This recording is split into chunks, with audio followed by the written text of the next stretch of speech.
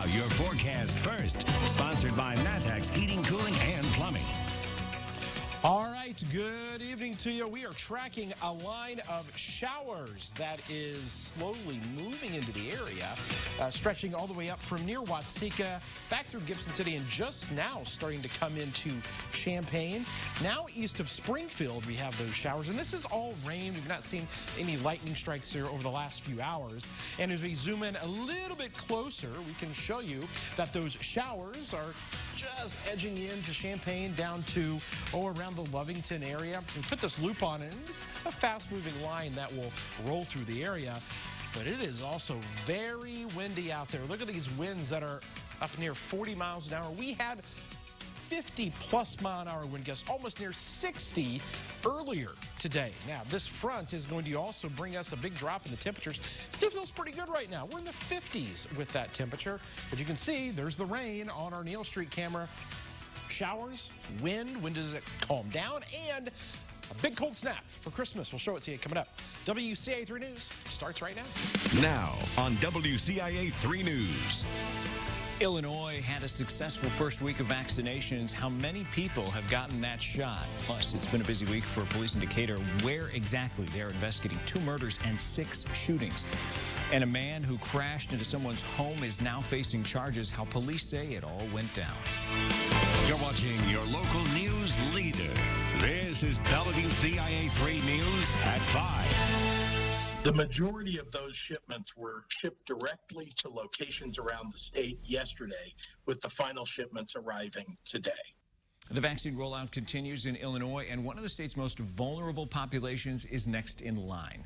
Good evening, I'm Paul Cicchini. Doses will soon be provided to patients in long-term care, and while fewer doses were delivered last week than anticipated, the state is pushing the vaccine better than most. WCIA 3's Cole Hankey's live in our Capitol newsroom tonight. So, Cole, how exactly is Illinois stacking up?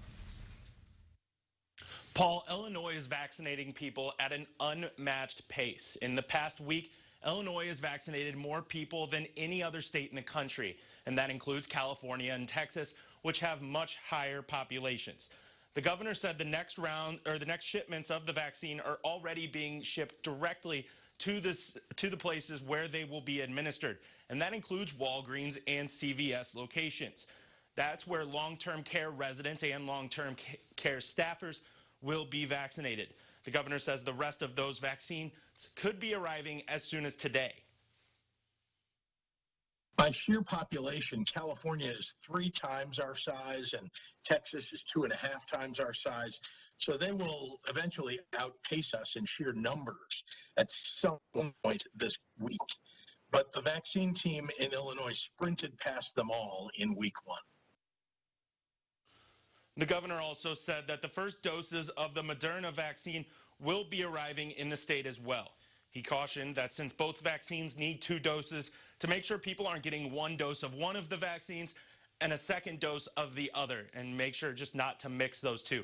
And in total, in the state, over 100,000 people have been vaccinated in just this first week. Paul? Pretty impressive. Cole, thanks for that update. Now, as Cole said, more than 100,000 people have already gotten that first dose of the vaccine. There are still hundreds of thousands of healthcare workers, nursing home residents, and nursing home staff who need to get that shot in this first phase. So let's take a look at today's COVID numbers. Region 3 is reporting a jump in ICU bed usage. 88% of those beds are being used. That's up 10% from yesterday. Region 6, 63% of those ICU beds are being used. That's actually down 10% from yesterday. States reporting more than 6,700 new cases, 135 additional deaths. The state's positivity rate over the last 7 days is at 9%. Now, the AMC Theater in Forsyth is closing. Village leaders we spoke to say it was a private business decision, but they're sad to see it go, of course. He added they are eager to help with whatever the next steps are for that property. We did reach out to AMC about why it's closing. We did not hear back. People in Decatur are begging for the violence to stop after 2 people were murdered yesterday. That's after a weekend during which 6 people were shot. WCIA 3's Courtney Bunting joins us from the newsroom tonight. So, Courtney, are all of these connected? Well, Paul, that's a question I asked the police department, and they didn't say if the two that happened yesterday are connected, but they did say that the 6 over the weekend were. Yesterday, 2 people were killed. The first around noon on South Hayworth Avenue by Sunset. 33-year-old Timothy Clemens was found dead from assault wounds. The second happened around 10 last night. That was on Leafland by Church. Police found 20-year-old Jayleon Cummings dead in a vehicle. He was shot several times in his head and chest. I talked to Elijah England. He's an activist indicator and says the recent violence affects more than just those directly involved. It's really a community killer because, I'm seeing people that I used to work with or, that I know that are saying, oh, I'm afraid to go down the street. I'm afraid to go to the store because, that man and his son, they were just out and his 10-year-old got shot. And it was really just a stray bullet. England feels the violence is also a big reason why the city's population keeps going down. He feels more should be invested in improving infrastructure like repaving roads, and also there should be more done to attract new businesses. He thinks that would improve things for everyone living there and also help with decreasing violence. I also talked to a neighbor who was across the street when last night's shooting happened. Coming up at 6, I'll tell you what she saw. Live in the newsroom, Courtney Bunting, WCIA 3, your local news leader. Certainly those fears expressed by England are understandable with the violence in the last few days. It affects everyone in that community for sure. Absolutely. All right, Courtney, thanks. Well, there is an anti-violence vigil coming up on Monday. It's being organized by a group called Pain to Peace. That's happening at Central Park and will start at 3 o'clock. A man's facing DUI charges after crashing into a home in Danville. Happened around 3:30 yesterday at Vermilion and Conran.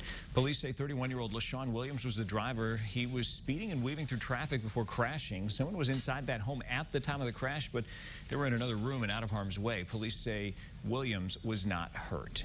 Recycling isn't your only option when it comes to used computer equipment. Governor Pritzker is championing a new initiative aimed at providing computer and internet access to everyone in the state.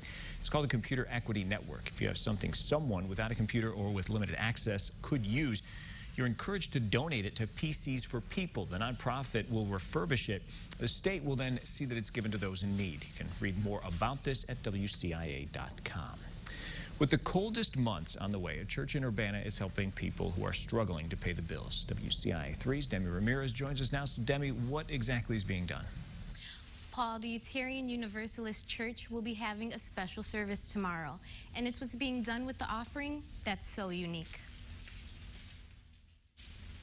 We really want to do what we can, and we feel like it's in the spirit of Christmas to take care of our neighbors. And that's exactly what the Unitarian Universalist Church in Urbana is doing. We need to address the suffering that's in our community right now. Tomorrow will be a special service. Not only is it Christmas Eve, but their offerings will be going towards families who can't pay utility bills. Especially in a pandemic, to, for instance, not have water, not be able to wash your hands, not be able to sanitize properly. So the church teamed up with Cunningham Township to create an assistance fund, and it will stay open as long as it's needed.